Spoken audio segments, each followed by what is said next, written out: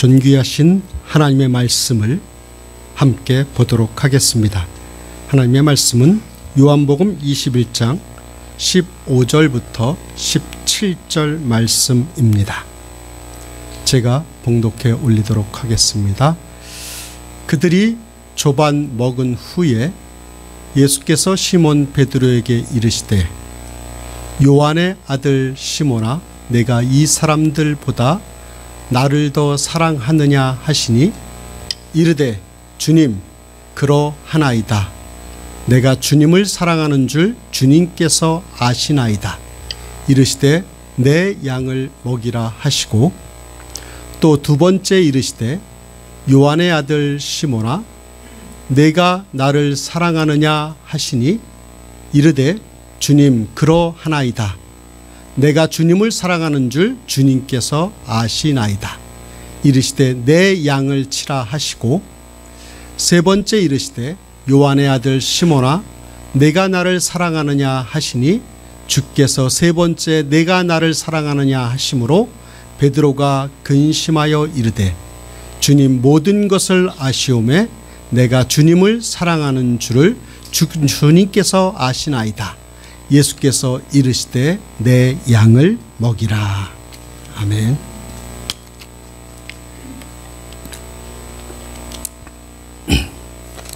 성경을 읽다 보면은요, 그 성경의 내용들 중에 우리 사람들을 향한, 인생을 향한 중요한 하나님의 질문들, 하나님의 물으심들이 여러 곳에 나옵니다. 그 중에 몇몇 것을 소개한다면 창세기 3장 9절에는 선악을 알게 하는 나무의 실과를 따먹고 이제 하나님의 낯을 피하여 숨은 아담을 향해 아담아, 내가 어디 있느냐라고 주님은 물어보십니다. 그리고 창세기 4장 9절에 가보면 동생 아벨을 죽인 형 가인을 향해 내 아우 아벨은 어디 있느냐라고 질문을 하십니다. 그리고 또한 애굽의 포로로 있었던 모세를 향하여 출애굽기 4장 2절에는 미디안 광야에서 불타는 떨기 나무를 바라보고 있었던 그 모세에게 내 손에 있는 것이 무엇이냐라고 질문을 하십니다.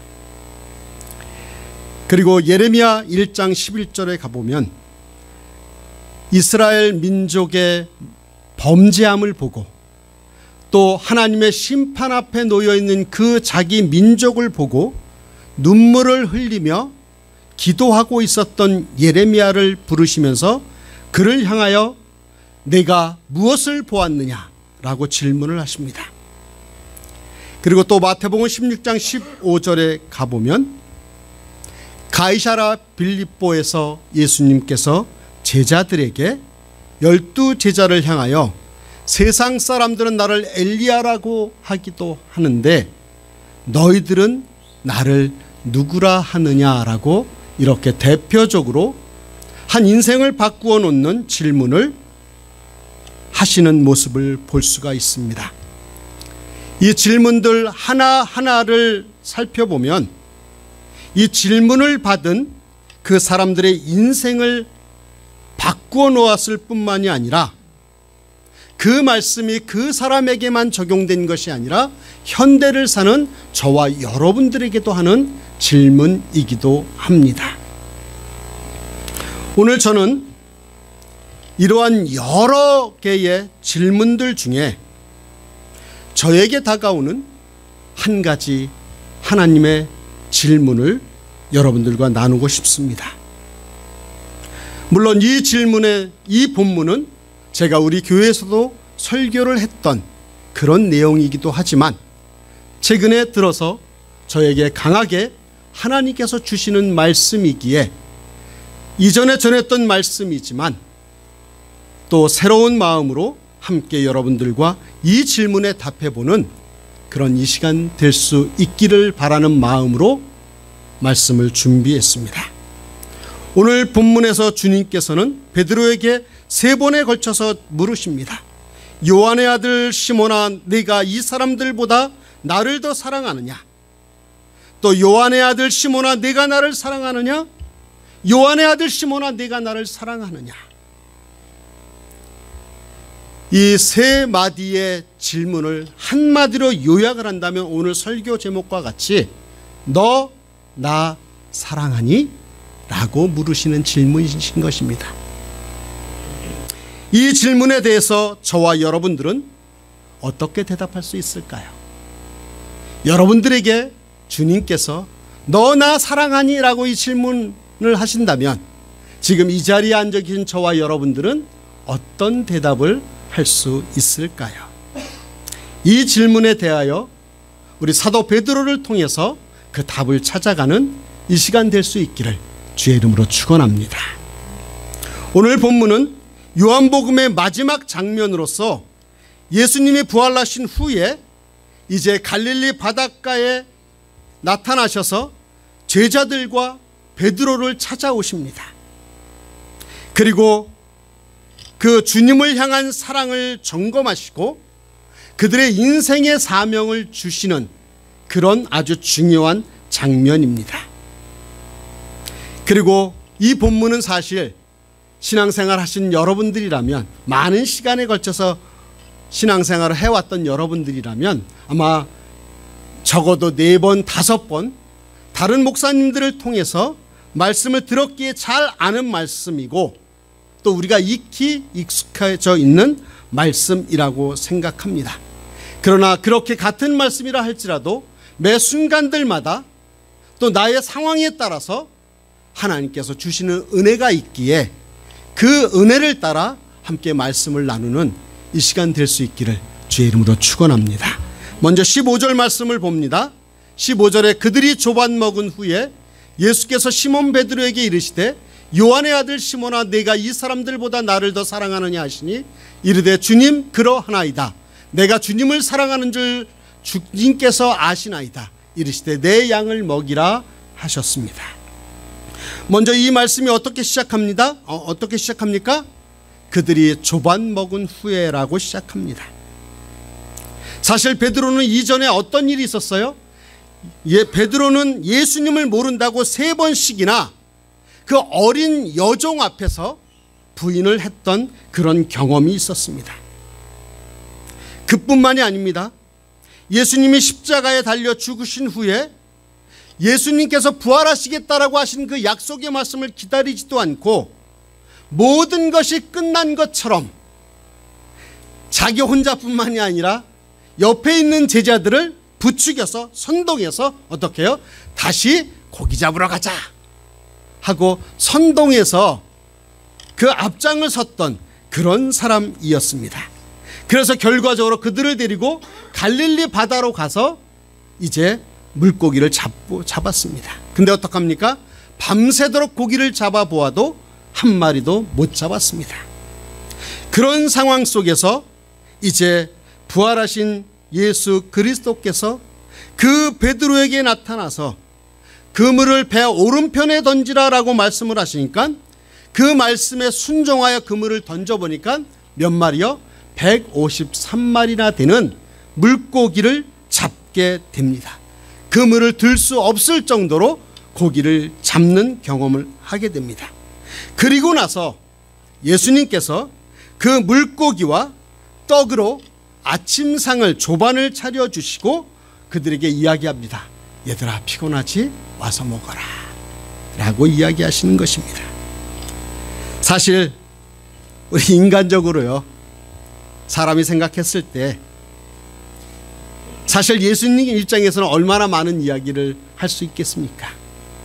너 왜 한 번도 아니고 2번도 아니고 3번씩이나 그 어린 여종 앞에서 나를 모른다고 부인했느냐, 그렇게 따질 수도 있잖아요.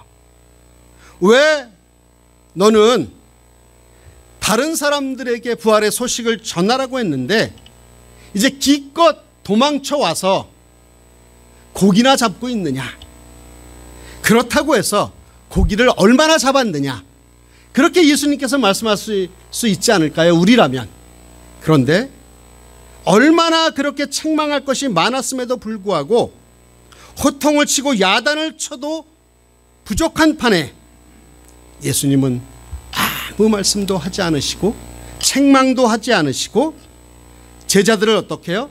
친히 불러서 고기를 구우시고 떡도 구우셔서 춥고 배고픈 그 고기 잡는 데 실패한 제자들을 먹여주시는 것입니다. 여러분 한번 생각해 보십시오. 베드로의 입장에서 한번 생각해 보십시오. 그 모습을 옆에서 지켜보는 베드로는 얼마나 무안했겠습니까? 얼마나 죄송스러웠겠어요. 야단을 맞아도 싼데 오히려 그분께서 떡과 물고기를 아침상으로 지금 차려주고 계신 것입니다. 사랑하는 여러분, 저는 이 모습을 보면서 우리가 사랑하는데 그 사랑은 어떻게 드러납니까? 여러 가지 모양으로 드러날 수 있겠죠? 그런데 예수님께서 베드로를 사랑하시는 마음으로 어떻게 했어요? 물고기와 떡을 먹이셨어요. 먹이셨습니다. 물론 교회라고 하는 곳은 영적으로 하나님의 말씀을 잘 먹여야 됩니다. 영적 양식이 충만해야 됩니다. 그와 더불어 교회는요, 사랑하는 성도들과 함께 섬기는 성도들이 함께 식탁의 교제를 풍성하게 나누는 것도 저는 중요하다고 생각을 합니다. 예수님께서요, 많은 이적을 베푸셨는데 그 이적 중에 30% 40% 이상이 무엇을 통해서 베푸셨는지 아십니까? 먹는 걸 가지고 베푸셨어요. 잔치를 베푸셨어요. 그렇듯이 지금 인생의 실패를 경험한 제자들을 향해서 책망하시지 않고요, 그들을 나무라치지도 않고 왜 나를 배반했느냐, 왜 나를 떠났느냐라고 이야기하시지 않고 어떻게 해요? 잡은 물고기와 떡을 구워서 조용히 불러서 그들의 배고픔을 채워주십니다. 저는 이것이 우리 하나님의 교회의 모습이 되어야 한다고 믿습니다. 그 속에서 그 떡을 먹는 순간, 그 생선을 먹는 순간 용서가 또 자비와 또 함께함에 그 마음을 나누었지 않았을까 저는 생각을 합니다. 사랑하는 여러분, 우리가 정말 사랑한다면 말보다 책망하는 것보다 묵묵히 함께 주의 사랑을 나누는 식탁의 교제를 한번 나누시길 부탁을 드리겠습니다. 인간이 살아가면서, 우리 사람이 하루하루 살아가면서 사람들과의 관계가 다 좋은가요? 그렇지 않죠. 그렇지 않죠. 그렇지 않습니다. 그 관계가 어려울 때 다른 것 하지 말고 서로 밥 한 끼 나누는 이 예수님의 모습과 또 예수님의 이 화해의 모습을, 용서의 모습을 닮아갈 수 있는 저와 여러분들 되시기를 주의 이름으로 축원합니다. 제가 잊지 못하는 식사 한 끼가 있습니다. 여기 앉아 있어서 죄송한데 제가 저희 교회를 처음 부임했을 때 첫 식사를 대접한 사람이 우리 이강수 이은하 자매예요. 골든 코렐로 기억하는데 처음 왔었을 때 저 혼자 왔었잖아요. 한 달 동안. 그래서 이제 교회가 끝나고 이제 저희 저녁 때 무엇을 먹을까 이제 고민을 하고 있다가 두 양반이 저한테 식사를 하자 그러더라고요. 그래서 지금도 잊지를 못합니다. 그 밥 한 끼의 사랑이 제가 두 가정을 위해서 기도하는 계기가 됐던 모습을 봅니다. 제가 이 말씀을 준비하면서 그 생각이 났어요. 여러분, 우리가 삶을 살아가면서 쉽진 않겠지만 주변에 사랑하는 사람과 또 섬겨야 될 사람들, 또 혼자 있으신 분들을 이렇게 함께 불러서 식사 한 끼를 할 때 바로 이 예수님께서 고기 잡는 데 실패한, 배반했던 그 제자들에게 베풀어 주셨던 그 사랑이 함께 하실 줄 믿습니다. 우리 한마음교회는 좀 그렇게 됐으면 좋겠습니다. 그 사랑이 넘치고 또 그 사랑을 나누는 우리 한마음교회 가족들 되시기를 주의 이름으로 축원합니다. 16절 말씀을 보겠습니다. 또 두 번째 이르시되 요한의 아들 시몬아 내가 나를 사랑하느냐 하시니 이르되 주님 그러하나이다. 내가 주님을 사랑하는 줄 주님께서 아시나이다. 이르시되 내 양을 치라 라고 이야기하십니다. 여기에서 중요하게 볼 것은요, 베드로를 부르시는 이름, 호칭을 보면 예수님께서 베드로를 베드로라 부르시지 않고 어떻게 해요? 요한의 아들 시몬아라고 부르십니다. 물론 성경에서 많은 경우에 예수님은 베드로를 부를 때 아람어로 게바, 헬라어로 베드로라고 하는 이름을 즐겨 사용하셨습니다. 그리고 특별히 사적인 자리에서 친근함을 표시할 때는 시몬아라고 부르셨습니다. 그런데 여기에서 요한의 아들 시몬아라고 부르시고 있는 것은 왜 게바라고 부르지 않고 왜 베드로라고 부르시지 않으셨을까요? 그것은 바로 게바라고 불렀을 때에는 아마 그 이름을 듣는 베드로는 부담스러웠을 것입니다. 왜요? 게바라고 하는 말뜻이 뭐예요? 반석이라고 하는 말뜻이에요. 반석. 이전에 예수님께서 사람들이 나를 누구라 하느냐라고 하는 질문, 가이사랴 빌립보에서 예수님께서 제자들에게 물어봅니다. 여러 사람들이 나를 누구라 하느냐라고 했더니 어떤 사람은 엘리야라고 합니다. 하면서 그 예수님을 그 당시 사람들이 부르는 그 호칭을 이야기합니다. 그럴 때 베드로에게 또 제자들에게 너희는 나를 누구라 하느냐라고 그렇게 질문했을 때 이 베드로가 나서서 그렇게 이야기합니다. 선생님은요, 주는 그리스도시요 살아계신 하나님의 아들입니다라고 아주 멋진 고백을 해요. 그래서 이 가이사랴 빌립보의 유명한 고백입니다. 그래서 예수님께서 뭐라 그래요? 내가 네 고백 위에 무엇을 세웠어요? 교회를 세우셨어요. 반석이 됐다. 반석이라고 하는 이름을 붙여주신 거예요. 그러면 그 자기의 이름이 반석이 돼서 교회가 세워질때 반석의 특징이 무엇입니까? 든든함이잖아요. 흔들리지 않는 거잖아요. 근데 지금 어떻게 합니까?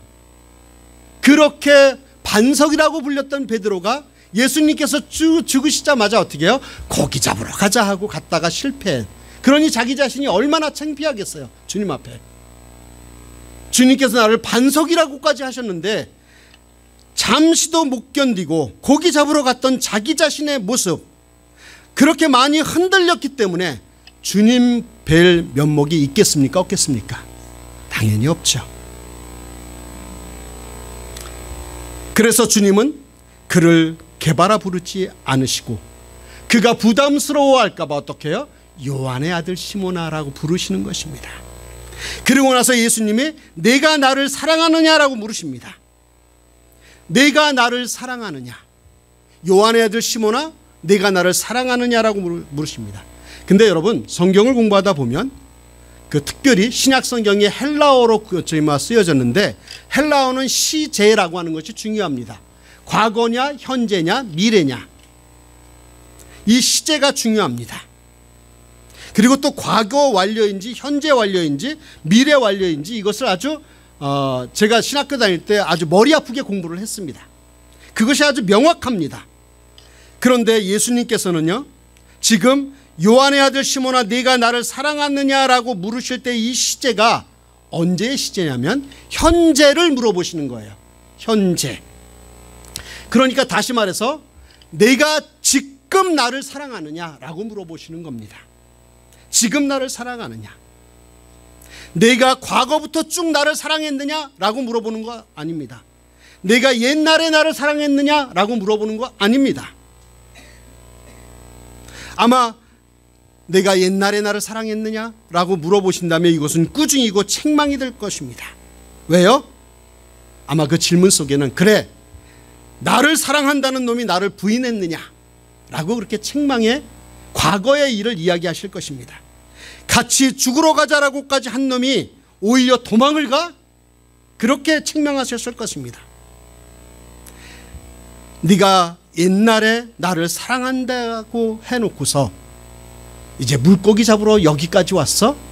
라고 과거의 일을 묻지 않습니다. 우리 옛날, 제가 갑자기 생각나는데 옛날 그 유행가 가사에 어떤 가사가 있습니까? 과거를 묻지 마세요. 근데 주님께서는 지금 과거를 묻고 있는 것이 아닙니다. 지금 내가 나를 사랑하느냐라고 물어보는 것입니다. 내가 지금 나를 사랑하느냐. 지금 주님께서 물어보시는 현재의 시점입니다. 과거에 내가 나에게 어떻게 했는지 상관없다고 하는 거예요. 과거의 일은 이제 아무것도 아니라는 얘기입니다. 지금까지 잘못했던 것은 아무것도 아니라고 하는 것이죠. 중요한 것은 지금 내가 나를 사랑하느냐라고 물어보시는 것입니다. 이 질문 앞에 베드로는 주저하지 않고 자신 있게 대답을 합니다. 주님, 그렇습니다. 내가 지금 주님을 사랑하는 줄 이미 주께서 알고 계십니다. 주께서 알고 계십니다. 한 번도 아니고 3번에 걸쳐서 같은 질문에 분명하고 명확하게 고백하는 베드로의 모습을 볼 수 있습니다. 그런데 여러분, 이 베드로의 고백 속에 인상적인 것이 참 하나가 저한테 있습니다. 그것은 그가 얼마나 주님을 사랑하는지를 다른 사람이 아닌 주님께서 아십니다. 주님을 증인으로 내세우고 있다고 하는 사실이에요. 주님, 그렇습니다. 내가 주님을 사랑하는 줄 주님께서 아시나이다. 주님, 제가 주님을 사랑하는 줄 누가 제일 잘 안다고요? 주님이 아십니다. 주님이 바로 증인이십니다라고 대답을 하는 이 멋진 모습을 여러분들 보시길 바랍니다. 이 베드로의 주변에는 요한도 있었고요, 야고보도 있었고요, 다른 제자들도 있었습니다. 그들의 이름을 들먹이며 그들을 증인으로 내세울 수 있었지만 그렇지 않습니다. 바로 자기의 사랑의 대상인 주님을 증인으로 그 사랑의 고백을 하는 모습을 볼 수가 있습니다. 그럴 수 있을 만큼 꺼리낌 없이 주님에 대한 사랑에 거리감이 없다라고 하는 것입니다. 그래서 이제 주님을 향해서 동일하게 3번 그 고백을 하니까 주님께서 뭐라 그래요? 내 어린 양을 먹이라, 내 양을 치라, 내 양을 먹이라 라고 대답을 해 주십니다. 저는 사실 이 설교를 준비하면서 이전에 이 설교를 또 준비할 때도 그런 생각이 참 저에게 많이 들었습니다. 그것은 무엇이냐면, 안 목사, 내가 이 사람들보다 나를 더 사랑하니? 안 목사, 내가 나를 사랑하니? 한마디로 너 나 사랑하니? 이 질문이 계속 저에게 던져집니다. 그러면서 이 질문 앞에 제가 깨달은 것이 한 가지가 있습니다. 그것은 무엇이냐면, 저의 인생을 통해서 이룩해야 될 최고의 인생의 목표, 최고의 사역은 큰 교회를 내고 많은 사람들에게 영향력을 미치고 많은 사람들로부터 존경을 받는 그것이 아니라, 내 인생의 목적, 내 사역의 궁극적인 목적은 그 어느 것도 아닌 오직 주님만을 사랑하는 것, 주님만을 사랑합니다라고 고백하는 것, 그 자체가 제 인생의 목적이요, 제 사역의 목적이라고 하는 사실을 다시 한번 뼛속 깊이 느끼게 됩니다. 여러분, 주님을 사랑하는 것보다 앞서거나 우선될 수 있는 그 어떤 일은 존재할 수 없습니다. 나를 사랑하시고 나를 위해 고난을 받으시고 십자가 위에서 그 죽음을 당하신 주님을, 그분을 진심으로 사랑하는 것이 최고의 사역이고, 하늘의 영광과 보좌를 버리시고 이 땅에 오셔서 섬김의 본을 보이신 그 주님을 진심으로 사랑하는 것이야말로 내 인생의 최고의 목표이며, 실패하고 여전히 죄 가운데 있는 나를 찾아오셔서 사랑해 주시고 고기를 구워 주시고 떡을 구워 주시며 먹으라라고 용서하시고 품어주시는 그 아침 식사를 차려주시는 주님을 진심으로 사랑하는 것이 우리 인생의 최고의 목적임을 기억하는 이 아침 되시기를 주의 이름으로 축원합니다. 주님 당신만을 사랑합니다라고 고백하는 저와 여러분들이 되기를 주의 이름으로 축원합니다. 그러므로 우리들의 사명은 하나님을 사랑하는 것이요, 우리가 하는 모든 일들은 주님을 증인으로 내세워도 꺼리낌이 없는 주님에 대한 진실된 사랑의 고백에서 우리는 출발해야 될 줄을 믿습니다. 지금 우리는 하나님보다 사랑하는 것이 너무 많다고 하는 것이 불행입니다. 주님보다 물질을 사랑하고요, 주님보다 자식을 사랑하고요, 주님보다 명예와 주님보다 내 욕심을, 내 야망을 더 사랑합니다. 주님의 일이 아니라 내 일을, 주님의 꿈이 아니라 내 꿈을, 주님의 사역이 아니라 내 사역을 더 사랑합니다. 오늘 이 시간 우리가 회복해야 할 것이 한 것이 있다면 바로 주님에 대한 진실된 사랑의 고백을 회복해야 될 줄 믿습니다. 주님이 이 시간 저와 여러분에게 묻습니다. 내가 이 사람들보다 나를 더 사랑하느냐? 이 질문 앞에 저와 여러분들은 어떻게 대답을 해야 할까요? 제가 올해로서 우리 교회에서 사역을 시작한 지 14년째 됐습니다. 횟수는 15년이죠. 처음 교회에 부임하면서 여러 가지 결심과 계획을 가지고 나름대로 사역을 해왔습니다.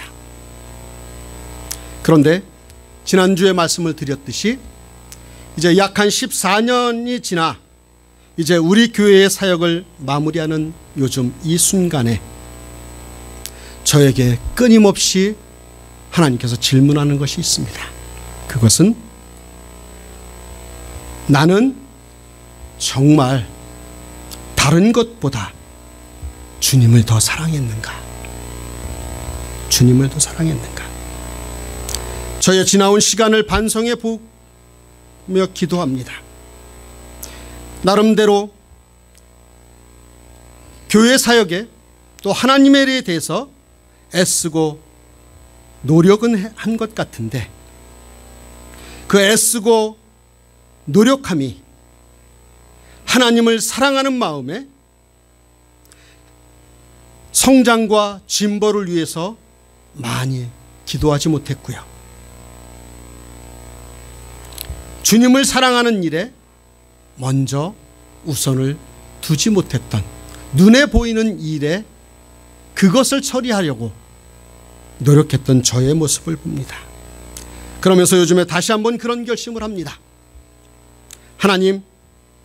하나님께서 저의 인생을 얼마까지 남겨놓으셨는지 모르겠지만 앞으로 남은 저의 사역에 있어서 그 어느 것보다도 하나님을 사랑하는 일, 그것보다 더 중요한 일이 없도록 하나님 도와주시옵소서. 제가 하나님을 사랑하는 것에 생명을 걸겠습니다. 주님, 저의 고백을 받아주십시오라고 요즘에 그렇게 기도하고 있습니다. 사랑하는 여러분, 우리 인생에 남는 것이 무엇이 있을까요? 저는 주님을 향한 사랑밖에 없다고 생각을 합니다. 우리가 이루어 놓는 일들 아주 자그마한 것밖에 없죠. 그러나 더 길이 남을 것은, 하나님 앞에 남을 것은 하나님을 사랑하는 그 흔적인 것입니다. 제가 좋아하는 찬양 이전에 소개해드린 적이 있습니다. 찬송가 314장입니다. 내 구주 예수를 더욱 사랑이라고 하는 찬양입니다. 이 찬양에 얽힌 그 사연이 참 깊기 때문에 드리겠습니다. 이 찬송의 작사가는 엘리자베스 프렌티스라고 하는 분입니다. 여자 시인입니다. 그녀는 목사의 딸로 태어났습니다. 그리고 신앙적으로 독실하고 교양 있게 잘 성장했습니다. 27살 때 장로교 목사인 조지 프렌티스라고 하는 분과 결혼을 합니다. 그리고 두 아이를 낳습니다. 그리고 어머니로서 또 책을 쓰는, 시를 짓는 저술가로서 쉴 새 없이 활동을 계속합니다. 그러던 중 결혼한 지 11년 되던 해에 뉴욕을 중심으로 퍼졌던 전염병에 의해 수많은 사람들이 목숨을 잃게 되는 상황이 됐습니다. 그때 이 프렌티스 여사의 두 아들도 목숨을 잃습니다.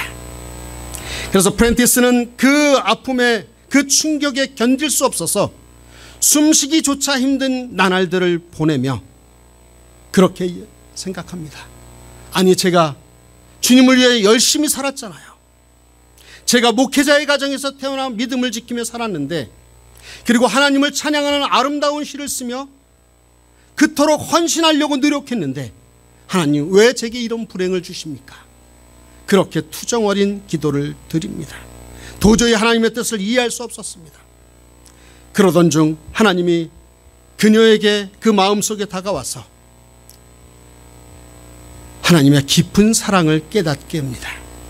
그것은 무엇이냐면 죄인인 우리를 구원하시기 위해 하나님께서 외아들 예수 그리스도를 이 땅에 보내시어 십자가의 치욕을 당하기까지 자신을 사랑하셨음을, 결코 프렌티스를 내버려 두지 않았음을 그 여인은 그 기도 속에 깨닫습니다. 그리고 회개합니다. 그때 받았던 사랑은 이루 말할 수 없는, 표현할 수 없는 깊은 사랑이라고 그는 고백합니다. 그래서 그때의 그 일로 이제 시를 하나 쓰는데, 그 시가 바로 오늘 314장 내 구주 예수를 더욱 사랑이라고 하는 그 찬양의 가사입니다. 조금 이따 우리가 함께 부를 거지만 잠깐 읽어드리면, 내 구주 예수를 더욱 사랑, 엎드려 비는 말 들으소서, 내 진정 소원이 내 구주 예수를 더욱 사랑, 더욱 사랑. 2절은 이렇게 이어집니다. 이전에 세상 나 기뻤어도 지금 내 기쁨은 오직 예수. 다만 내 비는 말 내 구주 예수를 더욱 사랑, 더욱 사랑. 이렇게 두 절에 걸쳐서 그 찬송가를 짓고 난 다음에 그 다음 가사가 생각이 나지 않아서 덮어두었답니다. 그 후에 13년이 흐른 후에 우연히 자기가 적어놓았던 그 메모장을 보면서 다시 발견해서 그 남편이 그 아내에게 이제 3절 4절을 마무리해 보라고 그렇게 권면을 합니다.